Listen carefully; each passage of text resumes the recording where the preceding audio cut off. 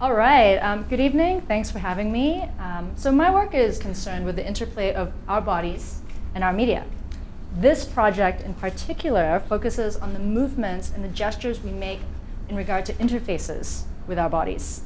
So today I'm going to focus on creative gestures with our hands and ideas around hands in music performance and digital media.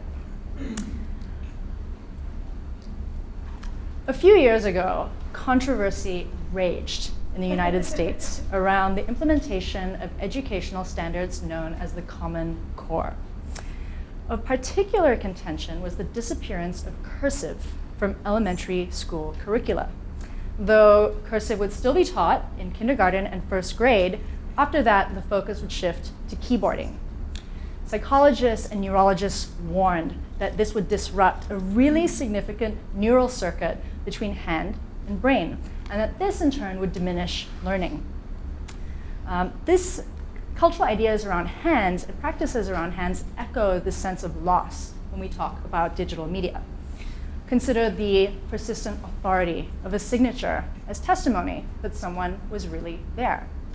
Or how through touch, these marks testify to the fact of the body's presence. Through touch, these marks testify to the weight and to the heft of the human body.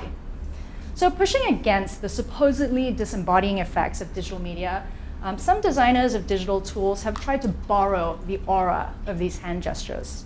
Tablets and styluses return users to writing by hand and drawing by hand, and are part of a broader interest designers of digital tools have in creating natural gestural interfaces in art, science, and industry.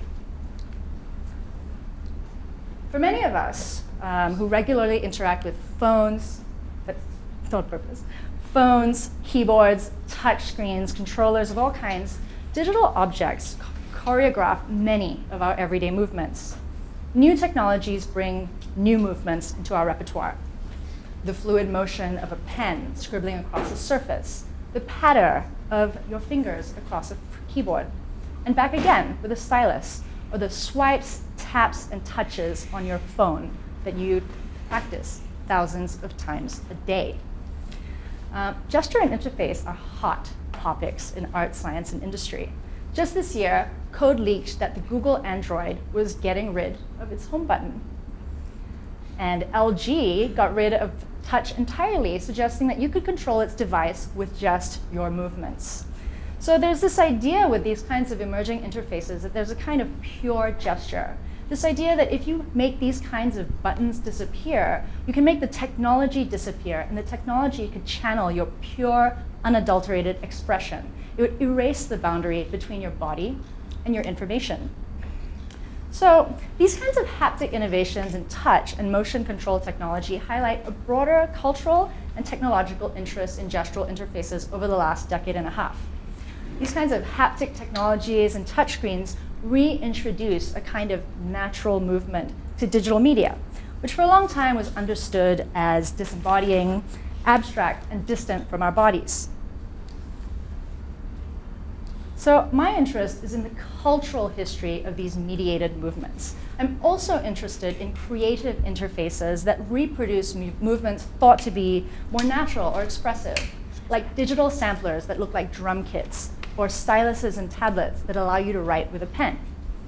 What do I mean by mediated movement?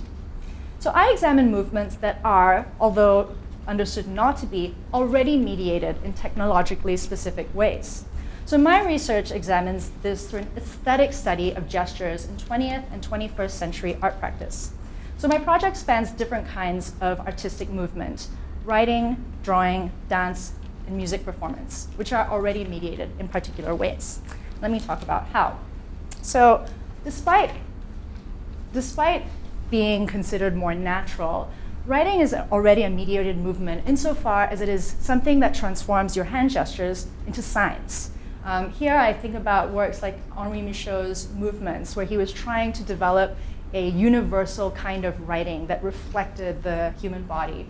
Or Brian Kim Stephan's electronic poem, Suicide in an Airplane, that does a similar thing, that tries to enliven science with the movements of the body. Drawing turns gestures into lines. I'll show you a little excerpt in a bit from an animation called I Move So I Am that really embodies this. And I look at another piece, an animated GIF, that examines how this kind of disruption of hand and line is practiced in digital forms of drawing. I also look at recorded gesture. How do technologies like film and analog technology and motion capture, a digital technology, record live gesture and live performance? Here I look at a piece like Bill T. Jones called Ghost Catching. And finally, I look at the opposite, live performance, live music performance, but with using interfaces that have digital sound and how those live performances transform these kinds of mediated sounds into liveness. Look at practices like turntablism, as well as artists like Jeremy Ellis, who do these incredible choreographies on these drum machines and samplers. Basically, the major question that my project asks is, how do digital media quicken, transform, or otherwise alter these existing mediations of gesture? So I call these hybrid human-machine gestures electronic gesture. And through examining these 21st century art practices, I map their poetics. By poetics, I refer not only to the aesthetics of gesture, aesthetics of these movements, gestures, and art practices, but also to the Greek root of the term, poesis, which refers specifically to making, to the activity in which a person brings something into being, into the world that has not actually existed before. As I will show, this making describes how the work of gesture is twofold, making not only art, but the bodies that create that art. Let me give you an example of what I mean by this twofold poetics of gesture. So this is an animation, an excerpt from an animation by the artist Gerrit van Dijk, I Move So I Am. This animation depicts drawing and the act of drawing as a gestural circuit of drawn line and drawing body. A little bit like how those neuroscientists was talking about handwriting and the connection between hands and brain. So here the artist's gestures produce and reproduce his body in metamorphic line. Hand creates line, line creates body. So in drawing, gesture has a double meaning. Gesture refers to the movement of the hands that create a line, but also to the movement of that line itself. So in other words, here, gesturing bodies yield gesturing lines. And it really kind of anticipates the circuit of the artistic space with the body. So this is a vision of the kind of authentic, analog sense of gesture invoked by handwriting, as well as haptic and motion technologies. There's just something primordial here, this idea that there's this essential connection between body and line. And this is a connection that has long been understood to be disrupted by digital technology, but to which we are now trying to return. The recent interest in immersive kind of art is, as I understand it, part of this. So my work examines this in digital media. What does touch do in digital media? And how is this poetics of making at work in emerging forms of electronic gesture? So today I'm going to focus on music performance and the way in which gesture plays a part in these ideas about natural movement. So the way people think about handwriting and drawing is very similar to the way people think about music performance. Consider the way unplugged performances are fetishized as being more authentic, more live, more natural. Despite the prevalence and popularity of electronic music, many consider real instruments to be more authentic. There's this embodied fidelity between the breath of someone playing a wind instrument and the column of air as it's lengthened and shortened. Or as somebody strikes a drum and the sound vibrations move from that body to your ear. Electronic music designers and controller designers have tried to invoke this connection in a number of ways, and there have been numerous instruments, both successful and stalled, that really try to heighten this connection to the body and invoke this history of what I call analog gesture. Some of these have, really worked out, and some less so. So today I'll be focusing on the artist Onyx Ashanti as a case study. He is a musician, a geek, a maker, and an open source advocate, and kind of an incredible nomad. So he's created instrumentation that fuses technique and technology into this full body musical system, playable with his hands, his mouth, his arms, and his body. It was called beat jazz, and then the exo voice, and now it's called the Tron exo voice. So this slide captures some of the evolution of his system.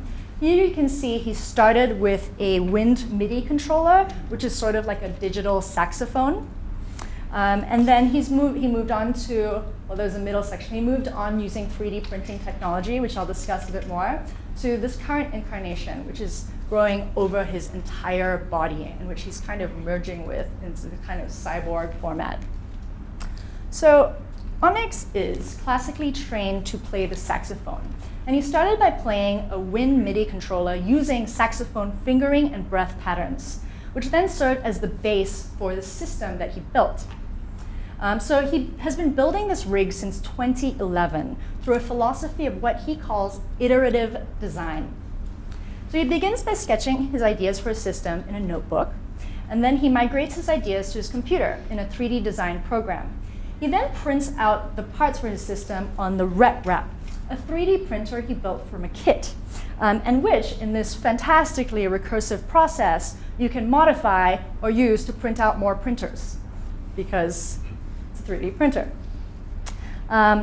Because of the limited space of the printing platform, which you can see here, he prints out all these parts that are very small, and they can kind of interlock and assemble. So because of these kinds of technical limitations, the system is editable. It's infinitely editable, and it's this mosaic that he can just keep changing as his needs change and emerge. So its features, specifically its modularity and the custom software, are designed, as he claims, to mirror biological processes of evolution. The system contains its entire history. So when I met him in 2014, the system consisted of a helmet. This cicada iteration is a little bit later. A helmet which had sensors and resistors that could sense the breath and breathing patterns and the movement of the breath, as well as two handsets like this, also loaded with an array of sensors and lights and an accelerometer, so something that measures movement in X, Y, and Z axes. And he can also code that information with more sensors. So in the next iteration, the basic architecture remained, although he used the natural form of the cicada to iterate this headset. And he renamed it the Exo Voice, or Beat Jazz 3.0. So in the years that Ashanti has spent redesigning and remaking the system, it has evolved alongside his own movement practices. So it is iterative in both philosophy and practice. So with each new tweak or addition to the system, he discovers new possibilities for movement. So basically, he started out with saxophone fingering and breath patterns, and he used that as a model for designing the fingering to trigger different kinds of electronic functions, sampling, splicing, looping, and so on. Yet, as he's designed it, he also trains his body, and by using it, he discovers new ways that he can move. So then he edits the handsets and he edits the system to change it, which then creates new movement possibilities for his hands and for his breath. And it's this incredible back and forth between the system that he can edit and his body. It's basically this dialectic of design, performance, engineering, and play. So as a result, he conceives of the system as being less like a sax that my hands can move, and more about looking at my hands as fractals. There's a sense of infinite possibility in the way he understands his gesture and the way he can use his hands as well as the gestures of his mouth. So I'm going to play a little excerpt of Onyx performing so you can get a sense of what he's doing. And here he's improvising. And he always improvises. He started improvising in saxophone as a street busker, and now with this system.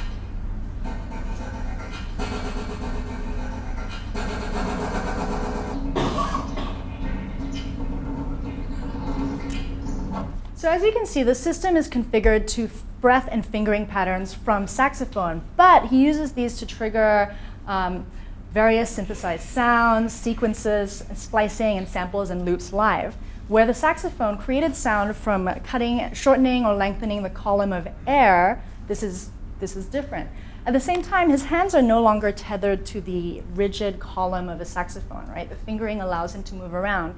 And as he moves around in space, that movement is also encoded to produce sonic effects. Through the use of haptic technologies, the interface also exerts sensation on his body. So he can feel how his system is working, and through lights and these kinds of forces, he can understand exactly what's happening and how he's controlling this system. This improvisation, as he improvises live, mirrors the improvisational nature of the design process. As he says in describing his work, it's not just the musical performance. It's part music, it's part data, it's part dance, it's part programming, it's part CAD design, part all of these things. So it's more interesting to look at it as this bubbling, multi-dimensional thing that is getting more and more facets over time. So the work of design becomes part of the work of art in its entirety, another facet of his self-expression. It's this perpetually evolving media ecosystem encompassing design, invention, music, and performance. And gesture, the gesture of his body are the nexus, they're the site of exchange between this system and this machine and him as a human being and as a human body. Another thing, this understanding leads him to understand himself and describe himself as a cyborg. As he says, I am what I can only be described as a cyborg musician. In other words, the music I create live cannot be replicated without technology. So cyborg, and the root of the term cyborg comes from cybernetic organism.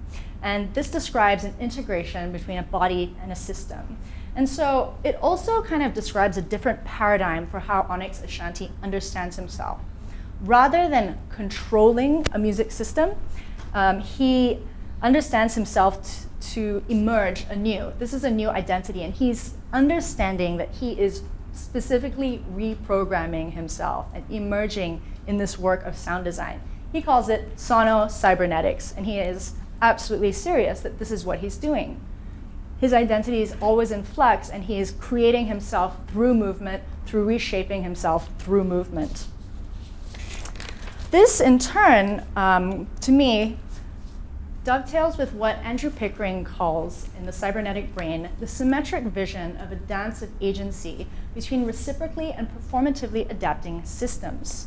So here, what this highlights is that humans and machines collaborate. They collaborate in dynamic becoming.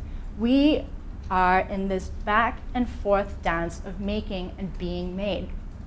Ultimately, what Ashanti really demonstrates, and what this concept of electronic gesture that I'm talking about demonstrates, is it captures the dynamics of this distributed agency, of this back and forth dance of agency across interfaces.